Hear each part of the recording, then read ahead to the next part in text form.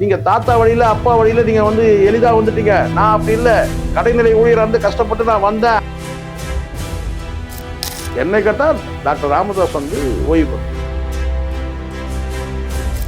ஒரு குடும்பம் குருவி கூடு மாதிரி, அந்த இடத்துல மூன்றாவது நபர்களுக்கு நீங்க வாய்ப்பு கொடுக்கூடாது. அப்பனும் பிள்ளையும் வந்து பாத்தீங்கன்னா வந்து பணத்துக்காகவும் வந்து குடும்ப பிரச்சனைக்காக அடிச்சுக்கிறாங்க. பல பிரச்சனைகள் இருக்கு உள்ள. இதுல போய் நம்ம என்ன மத்தியஸ்தம் பண்ண முடியும்?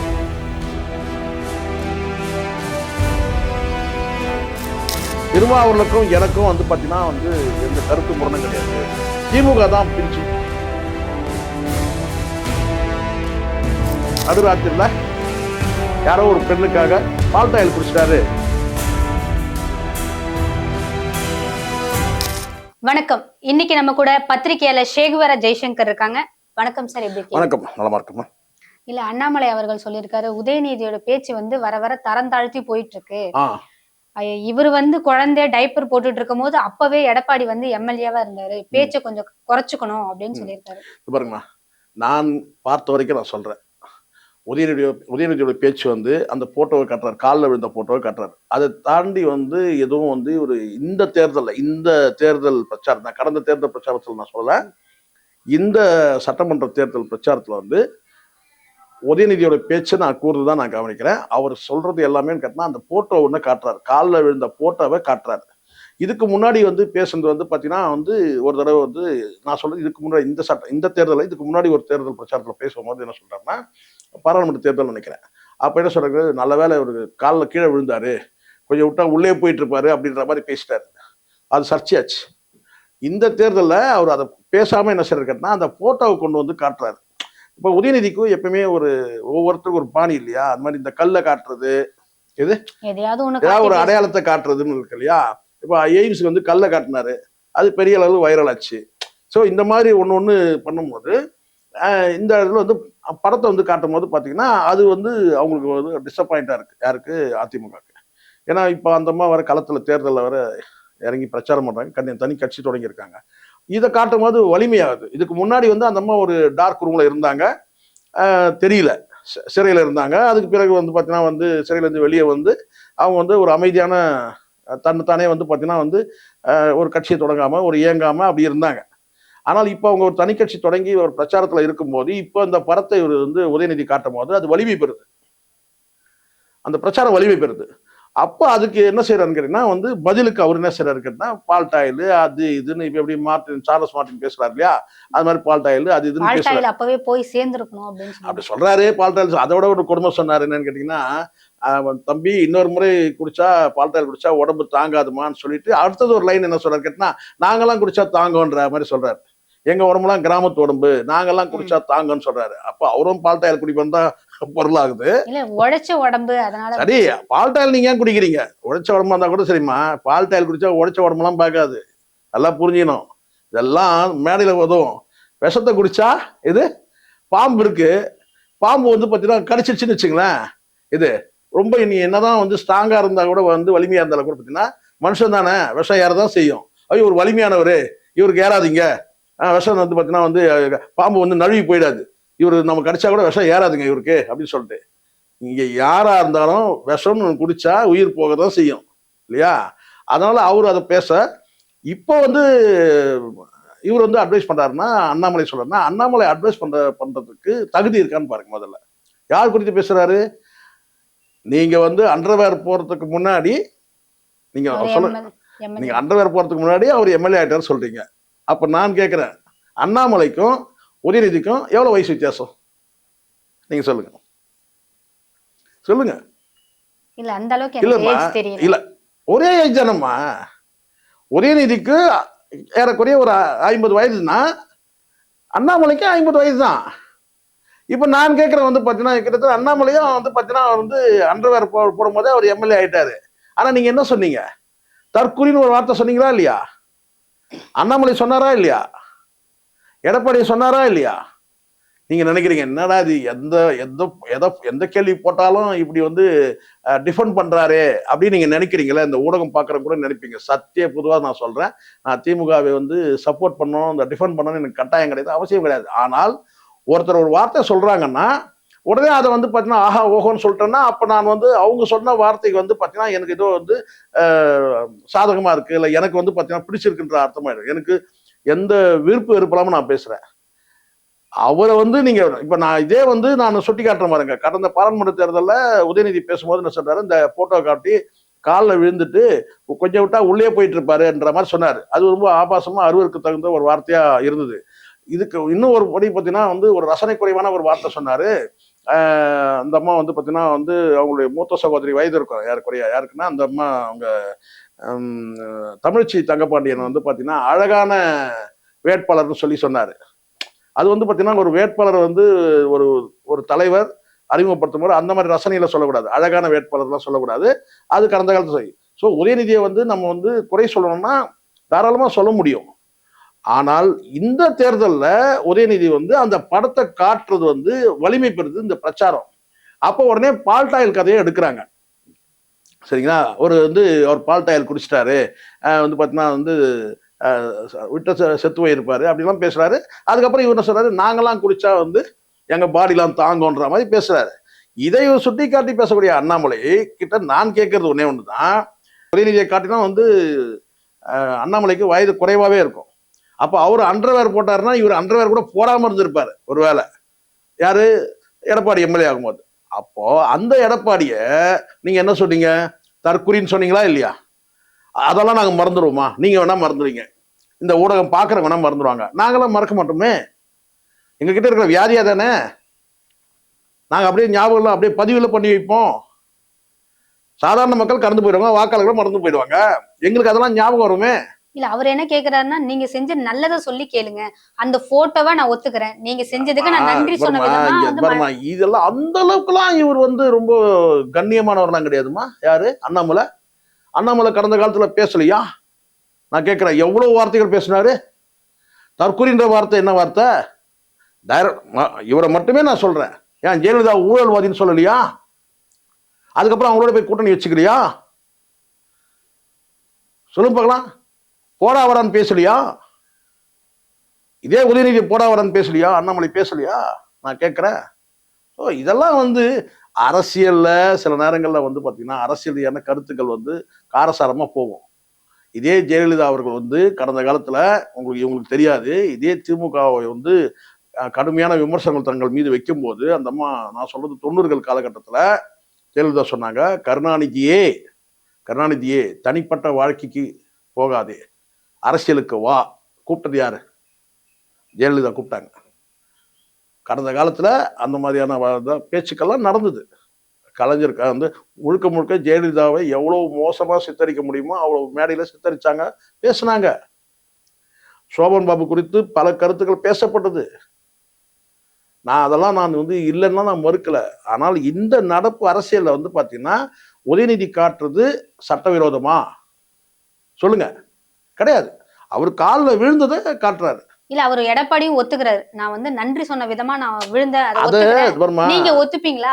நன்றி சொல்ற விதமா நீங்க விழுந்தீங்கன்னா கூட அதை வந்து இப்போ பிரச்சாரம் பண்றாங்கல்ல. இப்ப அதுதான் நான் உங்களுக்கு கேட்கிறேன். கடந்த முறை காட்டும் போது கூட அது வலிமை பெறல. ஏன் இந்த முறை வலிமை பெறுதுன்னா, நீங்க யாரும் நன்றி சொல்ல, அவங்க என்ன சொல்ற, நன்றி கெட்டவன்றாங்க. சொல்றது யாரு? சசிகலா. நன்றி கெட்டவன் சொல்றாங்க. எடுத்து பாருங்க. நீங்க சொல்றீங்க நன்றிக்காக விழுந்தேன், பெரிய ஒரு ஆசீர்வாதத்துக்காக விழுந்தேன், நீங்க எல்லாம் சொல்லலாம். அதை வந்து பாத்தீங்கன்னா ஏத்துக்கிறவங்க இருக்கிறாங்கல்ல. ஆமாங்க, அவர் நன்றி சொல்ற விதமா விழுந்தாங்க சொல்லலாம் இல்லையா? அவங்க சொல்லலையே, நன்றி கெட்டவர்ன்றாங்க. நான் தான் அவர் முதலமைச்சர் ஆக்கினேன், எனக்கு நன்றி கெட்டவர் சொல்லும் போது அது அப்ப அதுக்கு நீங்க என்ன செய்யணும்? இப்ப நீங்க இப்ப இது கூட எதனால அந்த காட்டப்படுதுன்னு கேட்டீங்கன்னா, இவர் என்ன பேசுறாருன்னு கேட்டா, அவங்க அப்பா வந்து முதலமைச்சர், அவங்க தாத்தா முதலமைச்சர், நேரா வந்துட்டாரு. நான் அப்படி வரல. யார சொல்றாரு? எடப்பாடி உதயநிதி சொல்றாரு. அவங்க தாத்தா முதலமைச்சர், அவங்க அப்பா முதலமைச்சர், அப்படி நேரா வந்துட்டாரு ஒரு துணை முதலமைச்சரா, என்ன மாதிரி வந்து ஒரு கடைநிலை ஊழியரா இருந்து கஷ்டப்பட்டு வந்தாரான்னு கேட்கிறாரு. அப்போ வந்து கேட்கும் போது, நீ அப்படி கஷ்டப்பட்டா நீ வந்த, காலில் விழுந்து தானே வந்தன்னு சொல்லி காட்டுற. இதுதான் அங்க நடக்கிற விஷயம். புரியுதா சொல்றது? அப்போ அந்த இடத்துல வந்து மறுப்பு சொல்ல முடியாதனால என்ன செய்யறாருன்னு கேட்டா, பால்டாயில் கதைக்கு போயிடுறாரு. இதை சமாளிக்க அவர் அதை மறுக்கலாம்ல உதயநிதி அவர்கள், அந்த விஷயமே இல்ல அப்படின்னு மறுக்கலாம். இவர் மறுக்கிறார்ல, ஒத்துக்கிறார்ல. பாருங்க, இந்த இடத்துல வந்து உதயநிதி வந்து நான் பால்டாயில் குடிக்கலன்னு சொன்னாரா? சொல்ல. இந்த பால்டாயில் கதைன்றது தனிப்பட்ட வாழ்க்கைமா இது. அவர் குடிச்சாரா குடிக்கலையா, எந்த ஹாஸ்பிட்டல்ல போய் அவருக்கு ட்ரீட்மெண்ட் கொடுத்தாங்க போனாங்க, இதெல்லாம் தனிப்பட்ட வாழ்க்கை. அரசியல் ரீதியா ஒரு கருத்து வைக்கிறீங்க.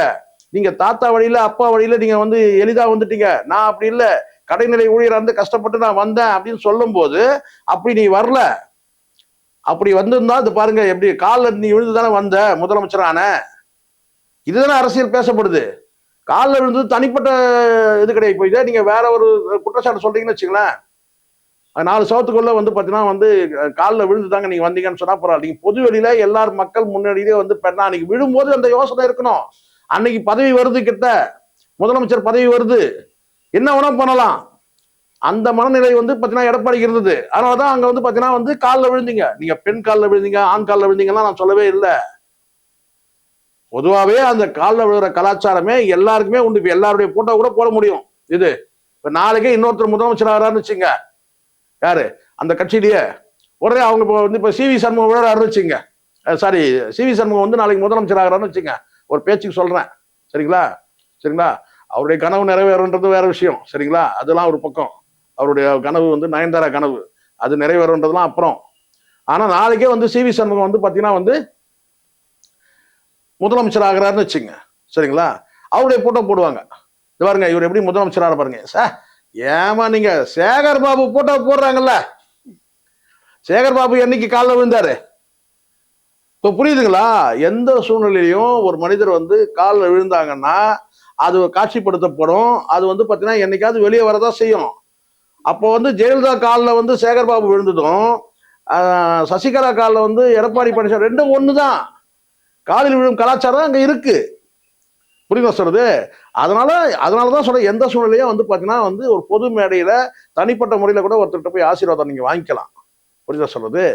நீங்க வந்து பெற்ற தாய் தந்தை தவிர்த்துட்டு, இல்ல பெற்ற தாய் தந்தையரை தவிர்த்துட்டு நீங்க மற்றொரு காலில் நீங்க விழறீங்க, இல்ல அந்த அந்த அந்த இணையான நபர்கள்கிட்ட நீங்க விழறீங்கன்னு வச்சுங்களேன், அது பிரச்சனை கிடையாது. அது 4 சவத்துக்குள்ள நடக்கணும்.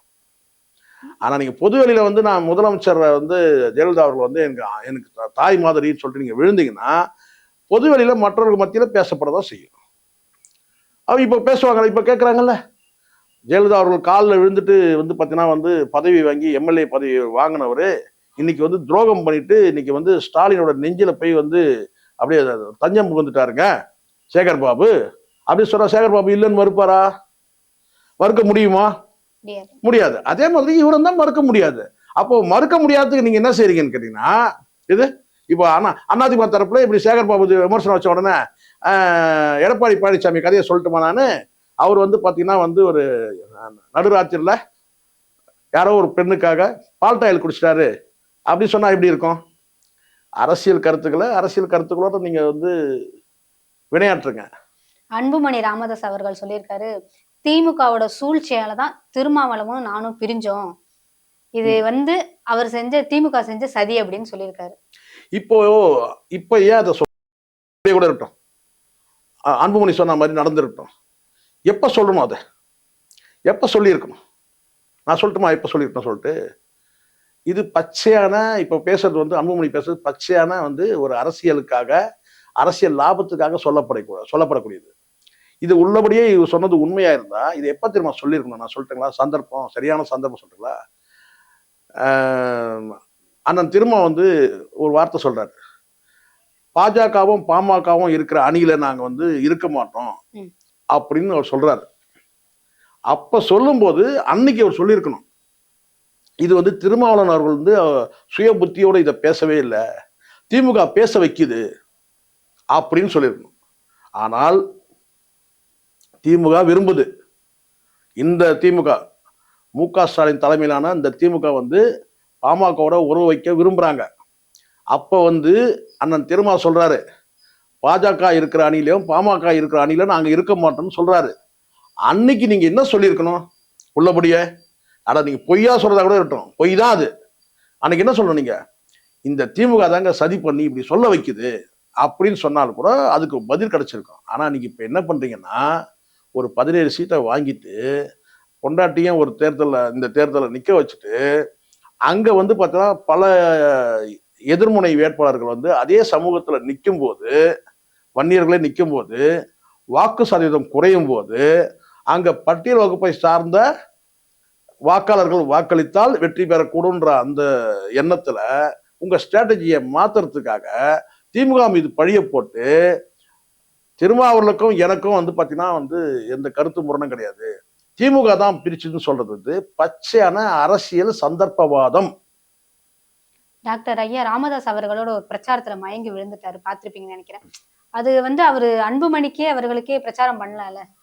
இல்லம்மா, எப்படி அன்புமணி அவர்களுக்கே கோபதாபத்தெல்லாம் விட்டுட்டு பிரச்சாரம் பண்ணலாம்ல? திடீர்னு மயக்கம் போட்டு இது பாருங்க, நீங்க சொல்றது அரசியல் ரீதியா கொள்கை முரண்பாடு இருந்தா நீங்க சொல்றது சரி. அரசியல் ரீதியா கொள்கை முரண்பாடு இருக்கு அப்படின்னா, இது கொள்கை முரண்பாடுலாம் கிடையாது. ஏன்னா ஏற்கனவே வந்து பாஜகவோட பயணிக்கிறதுக்கெல்லாம் வந்து பாத்தீங்கன்னா தயாரான நிலையில இருந்தவர் தான் வந்து அன்புமணியும் இருந்திருக்கிறாரு, டாக்டர் ஐயாவும் இருந்திருக்கிறாரு.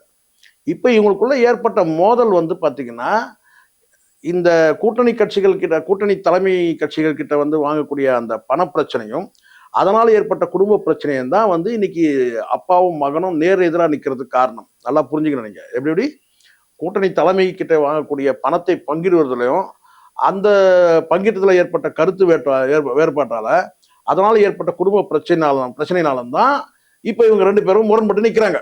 இல்ல, அன்புமணி அவர்களே அதுக்கு அமைதியா இருக்கலாம்ல? அப்பாவுக்கு அடுத்து நம்ம தான். இதெல்லாம் யாருமா முடிவு பண்றது? நான் கேட்கிறேன். நம்ம யார் முடிவு பண்றதுக்கு? அப்பனும் புள்ளையும் வந்து பாத்தீங்கன்னா வந்து பணத்துக்காகவும் வந்து குடும்ப பிரச்சனைக்காக அடிச்சுக்கிறாங்க. பல பிரச்சனைகள் இருக்கு அங்க உள்ள. இதுல போய் நம்ம என்ன மத்தியஸ்தம் பண்ண முடியும்? வார்த்தை பிரயோகம் பாருங்க, நல்லா புரிஞ்சுங்க. குடும்பம்ன்றது ஒரு குருவி கூண்டு மாதிரி, நல்லா புரிஞ்சுங்க. சொல்றேன், நான் வந்து அரசியல்வாதி குடும்பமா இருக்கட்டும் அல்லது வந்து வேற எந்த குடும்பமா இருக்கட்டும், நீங்க அந்த இடத்துல வந்து பாத்தீங்கன்னா வந்து ஒரு குடும்பம் ஒற்றுமையா இருக்கணும், ஒரு குருவி கூடு மாதிரி வந்து பாத்தீங்கன்னா அந்த குடும்பம் ஒற்றுமையா இருக்கணும்னு சொன்னா 3வது நபர்களுக்கு வாய்ப்பு கொடுக்கக்கூடாது. 3வது நபர்கள் வந்து மத்தியஸ்தம் பண்றதுக்கு வாய்ப்பு. நல்லா கேட்டுங்க, இந்த காணொலி பார்க்குற அத்தனை பேர். ஒரு குடும்பம் குருவி கூடு மாதிரி, அந்த இடத்துல 3வது நபர்களுக்கு நீங்க வாய்ப்பு கொடுக்கக்கூடாது. நீங்க 3வது நபர்களுக்கு நீங்க வாய்ப்பு கொடுத்தீங்கன்னா அங்க வந்து பிளவு ஏற்படும். அது அரசியல்வாதி குடும்பமா இருக்கட்டும் இல்ல சாதாரண குடும்பமா இருக்கட்டும், 3வது நபர்கள் நீங்க மத்தியஸ்து கூட கூடக்கூடாது. என்ன கேட்டா அந்த குடும்பத்துக்குள்ள இருக்கிறவங்களே பேசி சமாதானமா ஒரு முடிவுக்கு வரணும். நீங்க 3வது நபர்கள் நீங்க மத்தியஸ்து கூட்டு வந்தா கூட பாத்தீங்கன்னா அங்க வந்து ஒரு பிரித்தாளும் நடவடிக்கைகள் வரும், குடும்பம் செதறும்.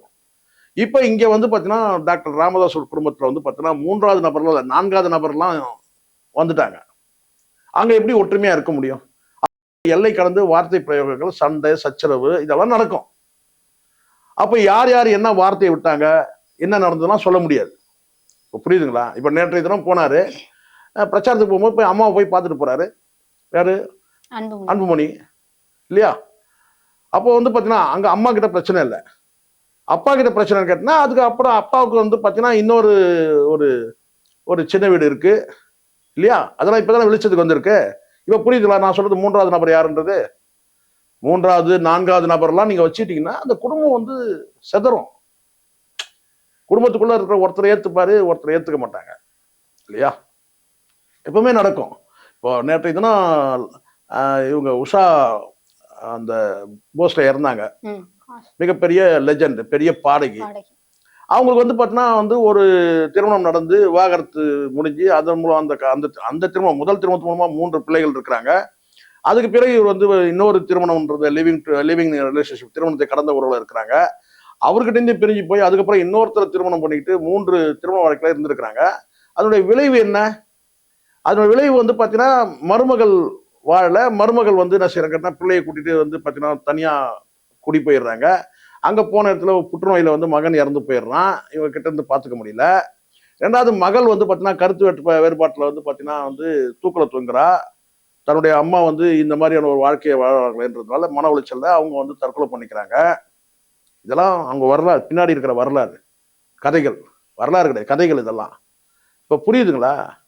அது காரணம் நடத்தை தான் காரணம்.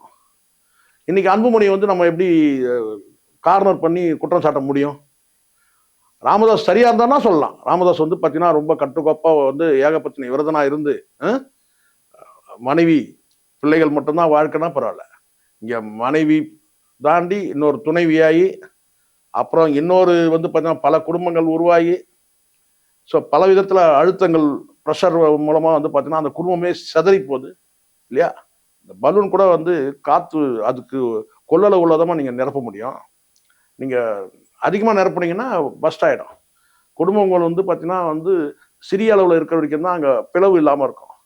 குடும்பம் பெரிய அளவு பார்த்தீங்கன்னா அங்கே பிளவு ஆகும். இப்போ இவருக்கே வந்து பார்த்தீங்கன்னா பேரம் பேத்தி எடுத்து கல்யாணம் பண்ணியாச்சு.